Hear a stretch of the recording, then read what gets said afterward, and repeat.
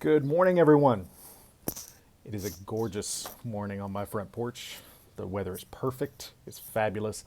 I got a cup of coffee, a very manly cup of coffee. It's black the way God intended it, as always, as it should be. My name's Jason, and this is Doing Man Stuff.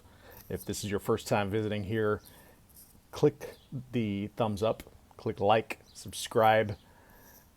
Make sure you do that for me. That's how we grow this channel. That's how we reach more people with the message of the gospel and with manly things.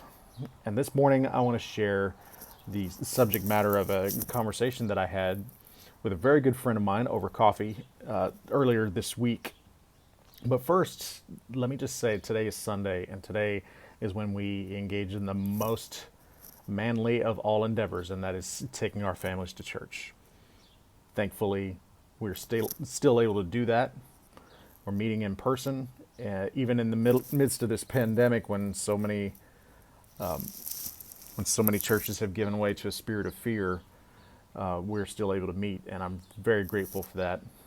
One of the worst things that this pandemic has done has propagated that spirit of fear and has restricted churches from being able to meet and worship together. And that is most certainly the greatest evil of all things that has happened during this pandemic. So I am particularly grateful to be able to meet and worship and take my family to church. That's a very manly thing to do. Now, this conversation that I had with a friend of mine recently was about church structure and about church leadership.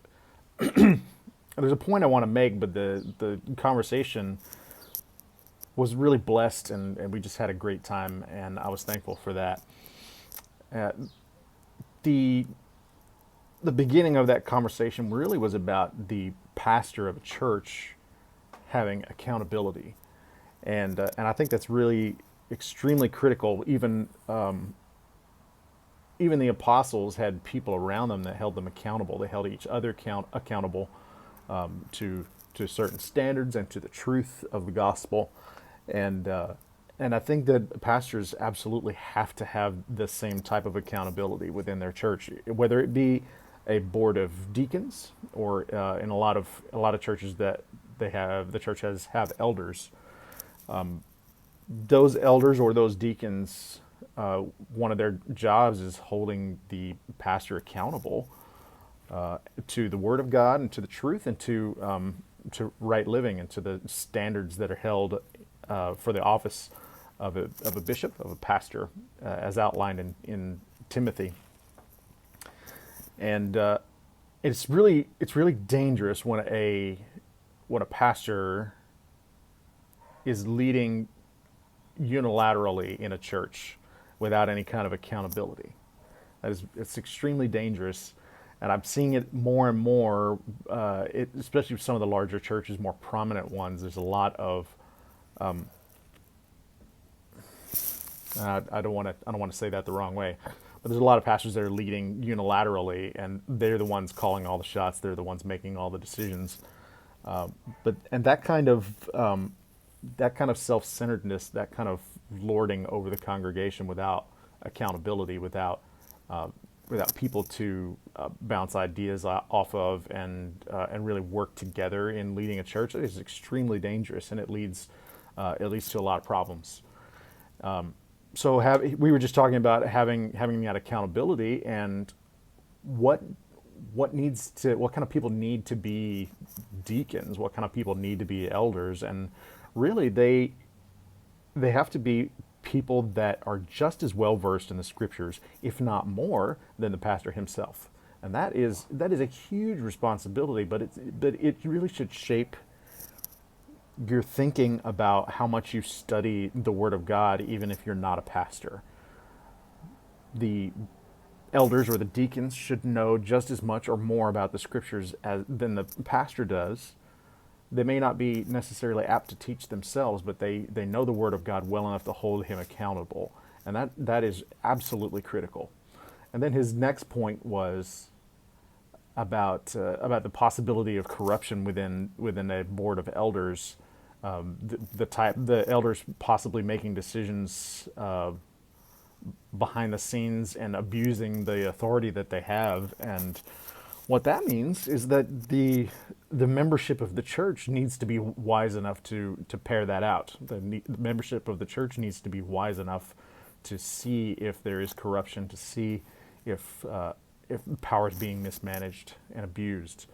And the way to do that in the house of God is for the membership to be well versed enough in the scriptures to see it and to call it.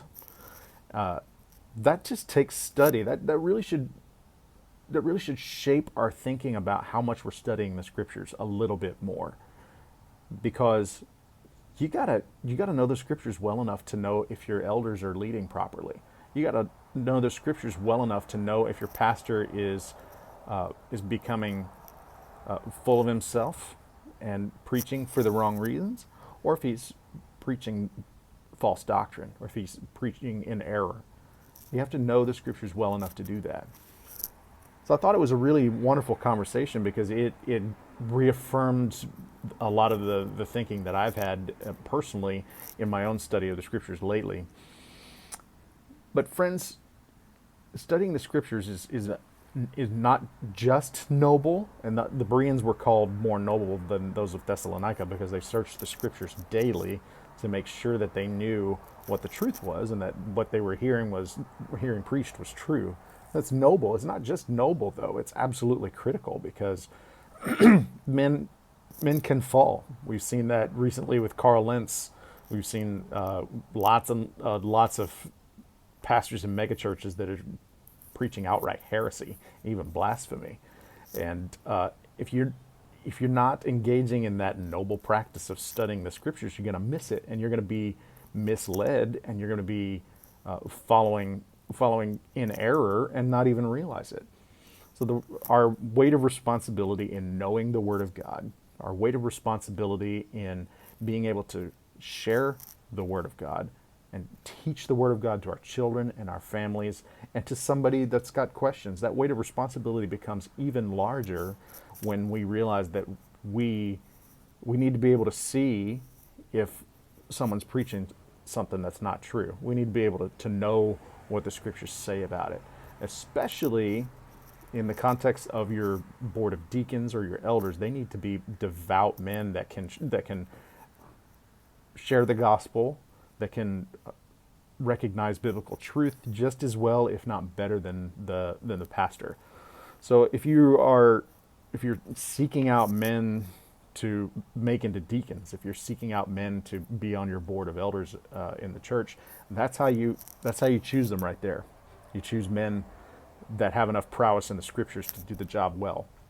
So I just thought that I would share the subject matter of that conversation with you, friends. The Word of God has been preserved for us for over 2,000 years now. God has graciously preserved His Word for such a long time because we're supposed to read it and we're supposed to know it. It's precious. And if you're not studying it, I urge you, even beg you, take out that book, wipe the dust off of it, open up its pages, and put some thumbprints on those pages. Let's put some thumbprints on those pages, maybe even some coffee cup rings if you accidentally spill just a little bit. But it should be something deeply precious to you.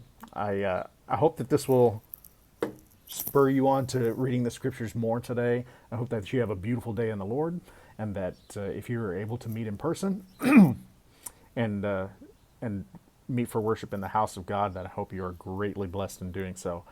This has been Doing Man Stuff. I love you, and I'll see you in the next video.